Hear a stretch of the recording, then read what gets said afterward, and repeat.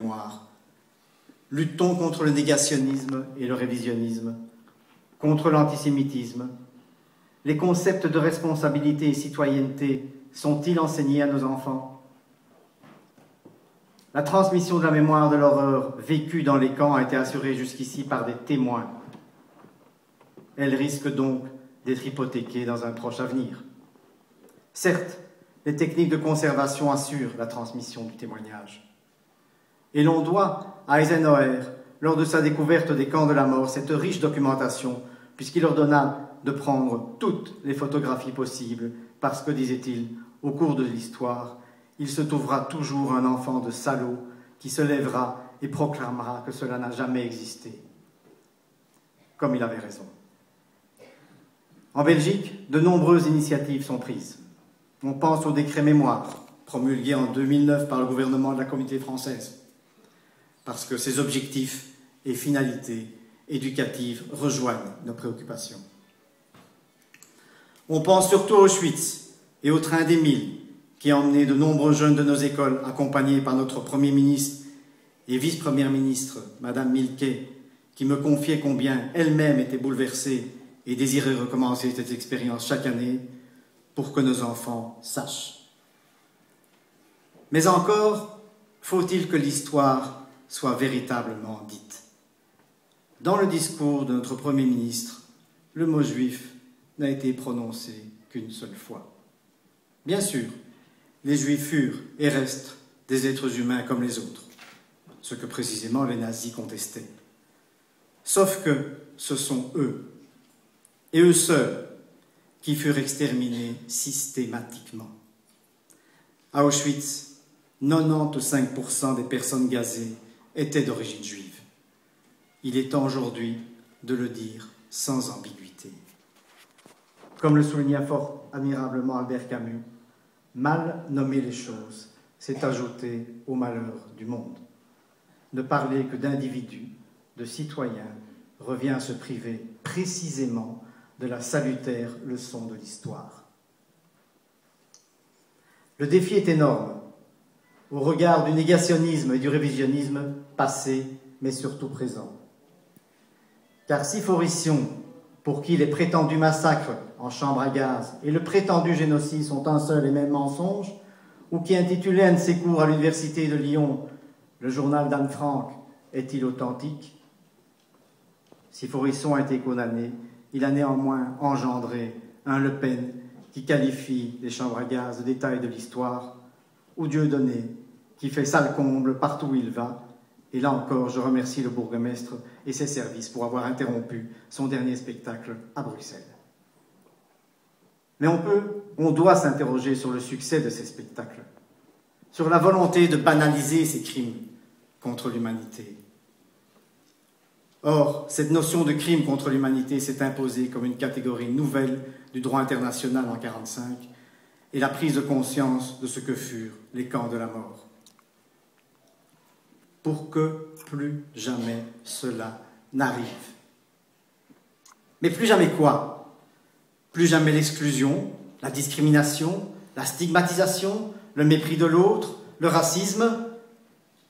Le génocide arménien au début du siècle est nié aujourd'hui encore, et le plus jamais cela de la Shoah n'a pas empêché le génocide Tutsi de survenir en 1994, avec la complicité de toutes les nations, comme le ministre Verhofstadt le soulignait, tout en présentant ses excuses pour la Belgique.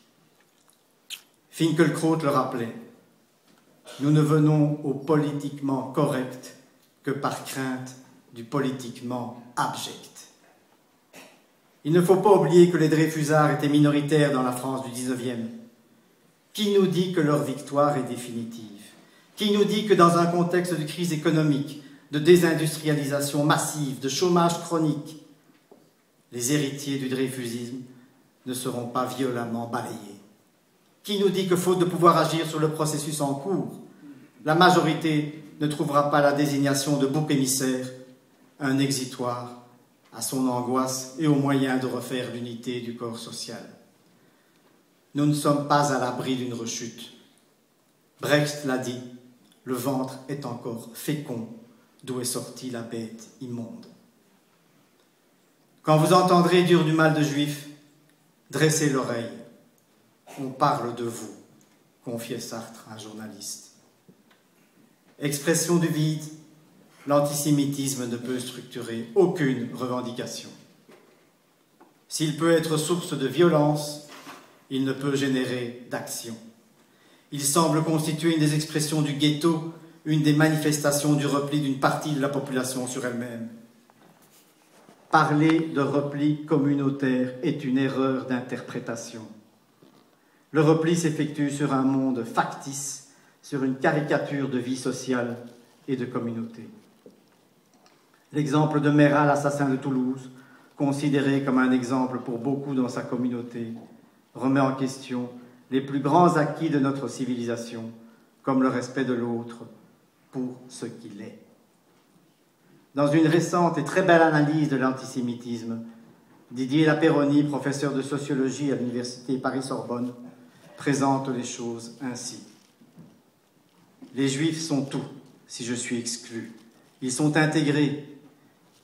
Si je suis pauvre, ils sont riches. Si je suis nulle part, les Juifs, il y en a partout. Et c'est bien là le problème. S'ils n'étaient pas partout, je ne serais pas nulle part. Il devient inutile de chercher à se transformer ou à changer la société. Il devient inutile d'agir. Il devient inutile de penser. Fin de citation.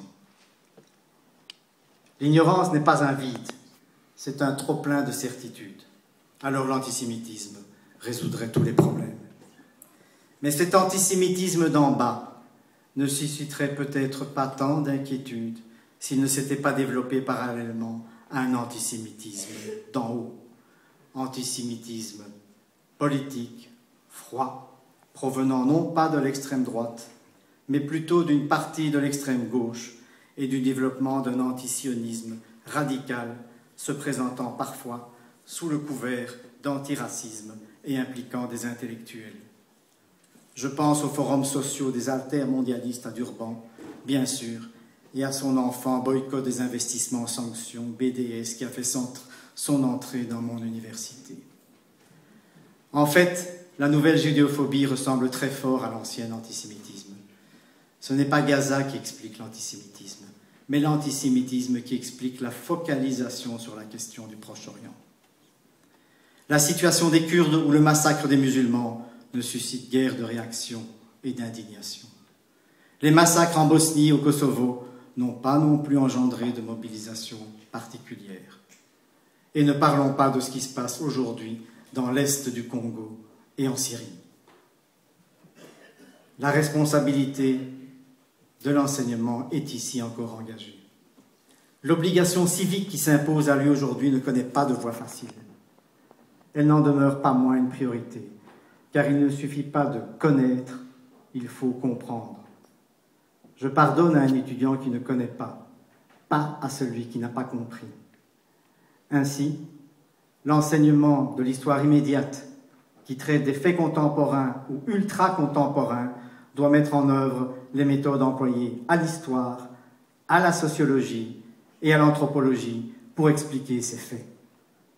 Si l'enseignement reste, à mes yeux, le seul espoir de contrer le mal, vous aurez compris, au travers de ces quelques mots, que je partage l'inquiétude de membres de ma communauté de voir réapparaître les stigmates des années 30, ici comme ailleurs en Europe.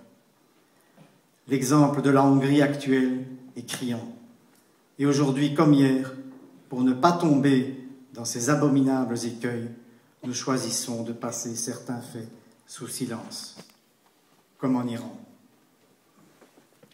Là où l'on brûle des livres, on finit par brûler des hommes, prophétisait au milieu du XIXe siècle Heinrich Heine, allemand et juif.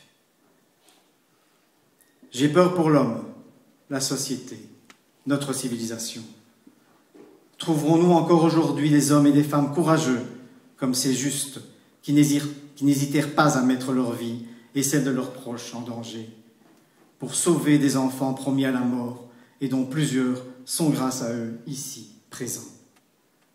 Ce même courage animait ces hommes et femmes libres qui n'hésitèrent pas à rejoindre le rang des résistants et des